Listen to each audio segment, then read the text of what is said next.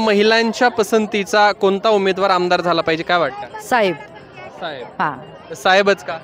साहेबच. कारण साहेबांविषयी आमच्या मनामध्ये जे आतमधनं जे व्हिजन आहे ते म्हणजे आम्ही खूप अभिमान आहे मला साहेबांचा. रोजीरोटी, त्याच्यानंतर मुलांचं शिक्षण खूप छान, म्हणजे साहेबांच्या आशीर्वादामुळे झालं. काय सांगाल, तुम्हाला काय वाटतं कोण उमेदवार आमदार झाला पाहिजे? साहेबच झाले पाहिजे आणि त्यांनी ह्या भागाचा चांगला विकास केलेला आहे आणि सगळ्यांना सर्वसामान्यांना चांगले रोजीरोटी ते हे केलेले आहे. एवढं सांगायचे. ताई, काय वाटतं आमदार कोण झालं पाहिजे? आमदार दिलीप वळसेराव पाटीलच झाले पाहिजे, परंतु त्यांनी महिलांसाठी काहीतरी उद्योगधंदा आणला पाहिजे. लाडकी बहीण योजनेअंतर्गत 1500 हो, ती पण आजची योजना आहे, चांगली आहे, महिलांसाठी चांगलं आहे. त्यांच्या म्हणजे कुठल्याही संकटामध्ये 4 पैसे काम आहेत, चांगली योजना आहे. हो, आता पुन्हा 24 निवडणूक होते, कोण आमदार झालं पाहिजे काय वाटतं? नाही झाले, दिलीपराव वळसे पाटीलच आमदार झाले पाहिजे, कारण ते आमच्यासाठी चांगलं आहे. ताई, काय वाटतं कोण आमदार झालं पाहिजे? दिलीपराव वळसे पाटील साहेब झाले पाहिजे. काय कारण काय? आपल्या विभागाचा, आपल्या महाराष्ट्राचा कसा सुधारणा होईल याच्याकडे त्यांचं जातीने लक्ष असतं आणि आपल्या स्वतःच्या गावाकडे पण असतं. खरं तर दिलीप वळसे पाटील हे केवळ या आंबेगाव पुरते मर्यादित नाहीये, तर पूर्ण राज्याचं नेतृत्व करतायत आणि ते आपल्या मातीतले आहेत. काय वाटतं त्याबद्दल? आम्हाला खूप त्यांच्यावर आधार आहे. ताई, काय सांगा? साहेबांबद्दल आम्हाला सगळ्यांना प्रचंड अभिमान आहे, कारण साहेब हे आपल्या तालुक्यातील नाही तर ऑल महाराष्ट्राचे एक मंत्री आहेत. त्याच्यानंतर ते 7 टर्म निवडून आलेले आहेत आणि सगळ्यांना रोजीरोटी, त्याच्यानंतर मुलांचं शिक्षण, परत आता हे लाडकी बहीण वगैरे, म्हणजे भरपूर काही साहेबांचं वैयक्तिक लक्ष असते मेन आपल्या आंबेगाव तालुक्याकडे किंवा महाराष्ट्र राज्याकडे. ताई, काय वाटतं कोण आमदार झालं पाहिजे? माननीय नामदार दिलीप वळसे पाटीलच. पाटीलच का? कारण त्यांनी खऱ्या अर्थाने आंबेगाव तालुक्याचा विकास केलेला आहे. समाजातील तळागाळातील गोरगरीब लोकांपर्यंत ते पोहोचतात, त्या योजनाही त्यांना मिळवून देतात. म्हणजे खऱ्या अर्थाने ते झालेच पाहिजेत पुन्हा एकदा. महिलांसाठी काय काय केलंय? महिलांसाठी लाडकी बहीण योजना निर्माण केलेली आहे त्यांनी आणि असे छोटे मोठे रोजगार भरपूर उपलब्ध करून दिलेले आहेत त्यांनी, की जेणेकरून समाजातील लोकांचं कमीत कमी 2 टायमाचं ते जेवण तरी जेवू शकतात. केवळ आमदार नाही तर राज्याचं नेतृत्व करतायत, काय अभिमान वाटतो? खूप अभिमान आहे साहेबांबद्दल. म्हणजे खरं सांगायचं तर माझे मिस्टर पण NCRTच्या शाळेत आहेत, त्याच्यामुळं आमची म्हणजे खरं मला तर खूप अभिमान आहे त्यांच्याबद्दल. आज आपल्या आंबेगाव तालुक्याचा विकास करणारे जे आपले नामदार दिलीपरावजी वळसे पाटील साहेब यांनी जो आपल्या तालुक्याचा विकास केला, या विकासाला तोड नाही किंवा या विकासाला हे नाही. आपल्या आंबेगाव तालुक्याचे जे आमदार आहेत दिलीपराव वळसे पाटील यांची दुसऱ्या तालुक्यातले आमदारसुद्धा आमच्याकडे स्तुती करतात की तुमचे जे आमदार आहेत त्या आमदारांसारखा आमदार अजून लाभला म्हणजे हे तुमचं फार भाग्याचं लक्षण आहे. आणि आज 35 वर्ष जे कंटिन्युअस 35 वर्ष ज्यांनी आमदारकी पदाची आमदारपद भूषवलं असा माणूस वेळाच सापडतो की ज्या माणसाने एवढे वर्ष एका पदावरती काम केलं आणि त्या पदावरती काम करून त्यांनी संपूर्ण तालुक्याचा जो विकास केला, या विकासाला कुठल्याही तालुक्यात बरोबर तो हे केलं तर त्याचं तोड नाही किंवा त्या विकासाला त्यांनी केलेल्या विकासाला कुठल्या याची तोड नाही आहे. अशा प्रकारे आपल्या साहेबांनी जे काम केलेलं आहे आणि त्यांनी जी कामं केली, ज्या वेळेला ते पदावर होते त्यावेळेला तर कामं माणूस करतोच, परंतु ज्या वेळेला कधी कधी त्यांना पद नसताना सुद्धा त्यांनी अविरतपणे आपल्या कामाची लिंक चालू ठेवली आणि आपल्या तालुक्याचा संपूर्ण जो विकास केला आहे, या विकासाचं जे भाग्य आहे, या विकासाचं जे श्रेय आहे हे माझ्या मते किंवा सर्व लोकांच्या मते सुद्धा हे आमदार दिलीपराव वळसे पाटलांनाच जातं.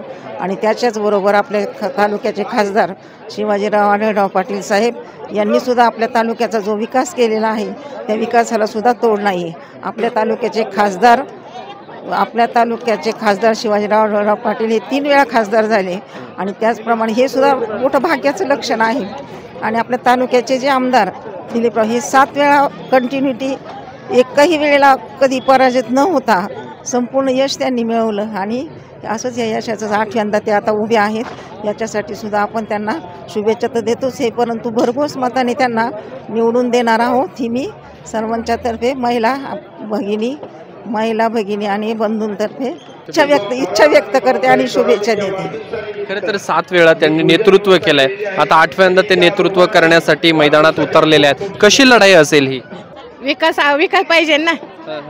विकासाची आवड आहे म्हणल्यावर त्यांचीच निवड करायला पाहिजे ना. बरं, काय काय विकास कामे झाले, काय बाकी आहे? मग आता ते सांगितलंच ना त्यांनी मगाशी. बघतोय पण आम्ही इथं 20-25 वर्ष राहतोय म्हणल्यावर आधीचं इंजिन नंतर आताचं नंतर कसं वाटतंय? खूप बदल आहे.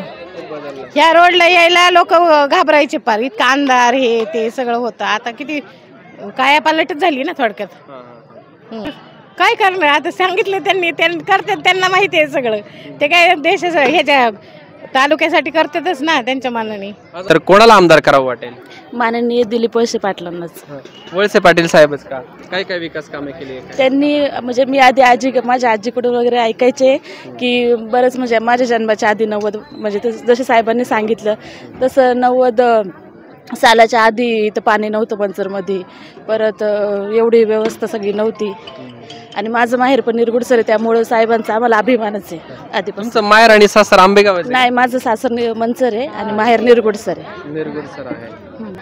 तर काय आता पाटील साहेब आले होते, काय काय त्यांनी शब्द दिले किंवा काय त्यांनी मेडिकल कॉलेज पण त्याचं उद्घाटन करणार आहे लवकरच आणि म्हणजे काम चालू करणार आहे हे आम्हाला सांगितलं. महिलांसाठी काय काय केलंय? महिलांसाठी पण लाडकी बहीण योजनेचं पण आम्हाला म्हणजे सगळ्यांनी आम्ही लाभ घेतलाय, त्यासाठी पण मग आधारच सगळ्यांना महिलांना भेटलाय. अहो इथं जन्म झालाय, इथंच आहे मामाच्या इथं. आता आमदारकीची निवडणूक आली, कोणाला आमदार करायचं? आपल्या वळसे पाटला. वळसे पाटलाला? तुम्ही पहिल्यापासून निवडणुका पाहत आले अशा? काय काय काय कामं झाली? काय सगळी झाली, पाणी आणलं त्यांनी, हे आणलं, सगळं केलं. आता पहिलं मनसर किंवा आंबेगाव आणि आताचं मनसर आंबेगाव कसं वाटतं? चांगलं वाटतं. काय फरक काय झालाय? काय नाही फरक झाला, पण त्यांनी सगळं व्यवस्थित केलं. व्यवस्थित केलं. आणखी काय वाटतं? आणखी काय नाही, साहेबाबद्दल आम्हाला आनंद आहे. आमचा आनंद केला त्यांनी, आम्हाला पण आनंद आहे. खरे का नाही? निवडणूक आलेली आमदारकीची, कोणाला आमदार करायला आवडेल? दिलीप वळसे पाटील साहेबांना. कारण की त्यांनी देशासाठी म्हणजे मंचरसाठी त्यांनी शाळा कॉलेज उभारण्यात आली व त्यांनी पाण्याचं जेव्हा दुष्काळ पडला होता त्यांनी पाण्यासाठी टाक्या बिक्या बांधल्या, व्यवस्थित त्यांनी प्रोत्साहन दिलं आणि खूप त्यांनी म्हणजे प्रगती केली. म्हणजे मंचरच्या आंबेगाव तालुक्यासाठी खूप प्रगती केली. आता 24ची निवडणूक आहे, कसं पाहता या निवडणुकीकडे तुम्ही? आम्ही ना चांगल्या दृष्टीने म्हणजे दृष्टिकोनातून पाहतो आम्ही. महिलांचा आशीर्वाद कोणाला मिळेल? दिलीप वळसे पाटलांनाच. काय कारण काय? कारण की त्यांनी म्हणजे समाजासाठी चांगलं हे नेतृत्व केलंय. आंबेगाव तालुक्यामध्ये काय काय विकास कामं झाले असं सांगू शकाल का? हो, त्यांनी ग्रामीण रुग्णालय केले, कामं वाढवली. म्हणजे जे लांब होतं घोडेगावला होतं ना, त्यांनी मंचासाठी इथे येऊन जिल्हा रुग्णालय सुरू करण्यात आले त्यांच्या, त्यामुळे लोकांना चांगलं सेवा मिळू लागली.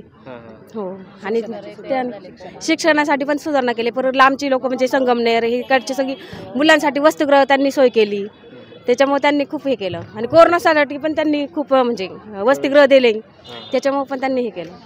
43 साहेबांच्या सगळ्या निवडणुका पाहिल्या, काय वाटतं काय काय कामं झाली, काय बाकी? भरपूर कामं केली. आम्हाला लांबून पाणी आणायला लागायचं ना, त्यांच्यामुळे आमची पाण्याची सोय झाली, शाळा कॉलेज वगैरे सगळे झाले, रस्ते चांगले झाले, त्याच्यामुळं व्यवस्थित. साहेब निवडणुकीला सामोरे जातात, देणार ना मत, मत देणार त्यांना. लाडकी बहिणीची पण योजना सुरू केलेली आहे त्यांनी. बरं, चालेल. त्याच्याबद्दल काय वाटतं? काय नाही, सगळ्यांचाच फायदा आहे. सगळ्यांचा महिलांसाठी चांगलं आहे, सगळ्यांचा फायदा आहे. त्यामुळं आधीचं मनसर आत्ताचं मनसर किंवा याच्या आधीचा आंबेगाव तालुका ना आत्ताचा आंबेगाव, काय फरक जाणवतो? पहिल्यापेक्षा आता चांगली सुधारणा झालेली आहे. शाळा कॉलेज रस्ते बिस्ते वगैरे पाण्या बिण्याची सोय संपूर्ण म्हणजे व्यवस्थित झालेलं आहे सगळं.